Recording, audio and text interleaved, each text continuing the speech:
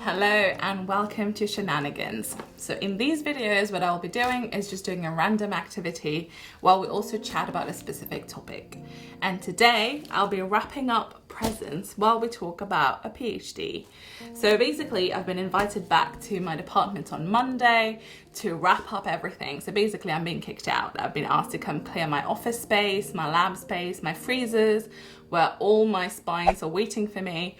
And for context, I did a PhD on back pain, so I worked with a lot of sheep and human spines. Yeah, so I thought it would be a good opportunity to also say thank you to my supervisors who have helped me create these monsters, which is my PhD thesis.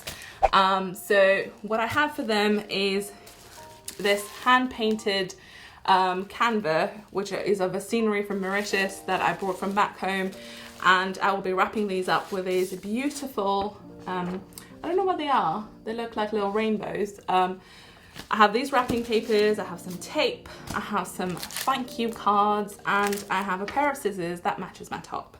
So while I do this today, I will be walking you through the 5 reasons why I did a PhD and why you should consider doing one, right? The reason I did a PhD was because in my undergraduate, the final year, which is a master's program, you get to do a lot of actual research. It's actually a whole year of you being in the lab. It's like a taster for a PhD, and I really enjoyed it. I thought, you know, you get so much autonomy, you get to actually put into practice all the boring stuff that you've been learning for so long. And I actually had the chance of doing a master's project which was on biomaterials, but it was a bit different to my PhD. It was a bit more focused on burnt skin and how to regenerate those skins. It was interesting. I thoroughly enjoyed it, but I enjoyed more being in a lab and doing research, and I really enjoyed it. So I thought, okay, maybe a PhD is for me. And to be honest, like, if you are interested in a specific topic, for example, I really like the medical applications of materials. If you are interested in a topic, then the PhD is great, right? Because you get to become like this expert, and you are the only person who know as much as you do about this very niche area of your topic, and you get to share that with everyone else. And that can be in terms of, you know, going to conferences and sharing this, and it can be making meaningful contribution in terms of publications. And you also get to explore the side of the science that interests you the most and in the way that you want to. So it's really good if you are really into research, and if you yeah, I just did that. And if you think that you will really like your autonomy, and if you're self-disciplined. The second reason why I did a PhD was the wonderful networking opportunities that you get.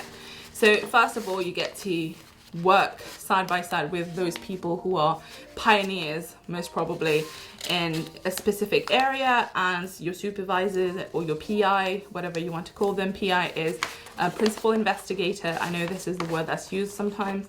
And it's really great. You get to learn from them, you get to show them your work, and they actually work with you on one-on-one basis, and it's absolutely incredible. And obviously you're also part of a research lab, and you have your peers who are the other PhD students, the postdocs, the master's students.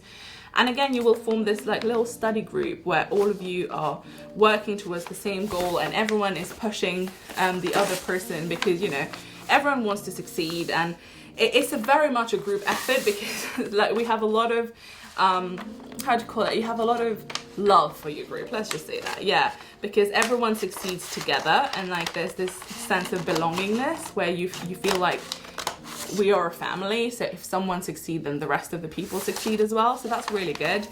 And then you also get to meet your collaborators, especially if you're working on an interdisciplinary project. For example, I got to work with physicists and people from Exeter, and orthopedic surgeons, and vets. So it was really cool, because, you know, you get different perspectives from different people on the same problem. So you learn a lot more and a lot faster as well. And also sometimes you get to work with industrial partners, and, you know, you get to maybe sometimes apply for grants. you get to, you know, work on ethics approval, which I had to do.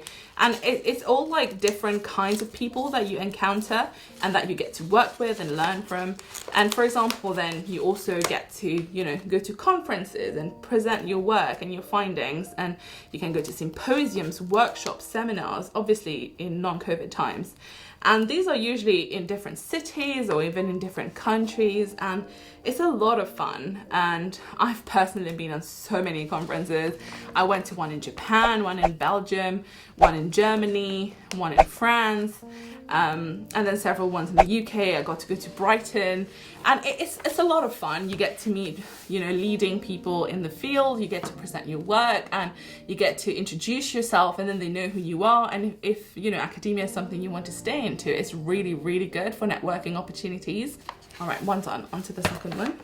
Thirdly, you get to learn a lot of transferable skills. First of all, you become very good at time management, because it's not time pressured in any way. I mean, sometimes it is when you have very specific deadlines, but it's very rare to have deadlines as a PhD student, because, you know, you have 4 years to do it. It's quite okay in that sense, but in terms of time management, because, you know, you need to handle, you know, when is the equipment going to be free? How long is it going to take for this experiment? If it's going to take 2 weeks and I need to wait in between, what can I plan in between? What can I write in between? How do I make, you know, optimum use of my time?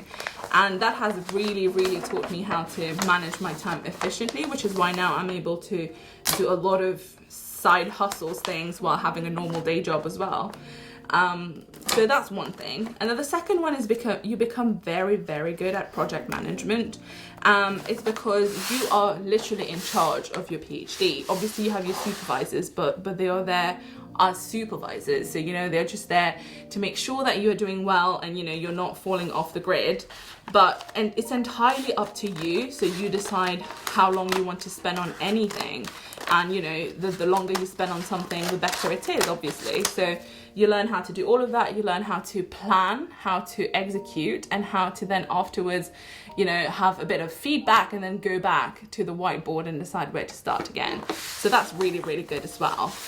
And then obviously it's communication skills, and that's both verbally and written as well, because you present at conferences and you need to be able to present complex, really complex stuff in very simple words so that no one gets bored and everyone understands what you're trying to say. So you become very good at that. And then also because you have to write papers, you have to write abstracts for different reasons, you have to write posters. So you become very good both at writing and at expressing yourself as well. And obviously, because you get to work with so many different people, as we've explored before, you have great interpersonal skills as well. You know, you get to, you can talk to your peers, you can talk to people who are higher up, like professors, and you also get to talk to, you know, people who are actually really, really important in your field sometimes. And it's all chill because now you're used to it and you know how to talk. And the number of times I've presented to large audiences, obviously I was scared the first few times, but then you get used to it and it becomes less and less scary, which is why now, you know, public speaking is not something that phases me. So that's really, really good. That's probably one of my most favorite skills that I got from my PhD. And then also you get to teach students sometimes as a PhD student if you choose to. And again, that's, you know, trying to assimilate hard stuff and then trying to explain it into simpler terms to students. And you get to do outreach programs where you go to schools. For example, I did a lot of outreach for girls in STEM, and you get to, again, you know, it's a different demographic that you're interacting with, so you develop new skills and you learn how to adapt what you're saying depending on your audience. So that's all really, really great. Right, both are now wrapped, and I just realized that I do not have any ribbons. So we are gonna have to be creative about this. Remember my balloons? Well, guess what is attached to them? So we are gonna cut those and reuse them. No problem. Number 4, you get to boost your career. Obviously, if you're interested in a career in academia, a PhD is something that you kind of need, especially if you want to go to like professorship and stuff, it's kind of needed.